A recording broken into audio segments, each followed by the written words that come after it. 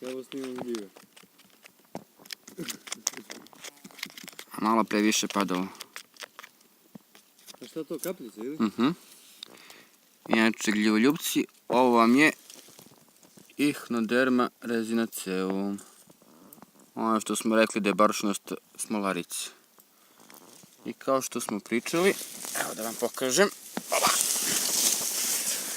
Ona može praviti kao šešir, ako je potrebno. A ako raste, evo ovdje malih primjeraka. Ako raste ispod drveta, šešir joj nije potreban. Kao što možemo vidjeti na ovim ovdje primjercima. E sad, kad sam ja prvi dirao, ove kapljice su padale, samo pravo fokusiram, su padale kao kiša. Ali, dok sam odlučio da vam snimim, izgleda je toplo. To je to. A pogledajte.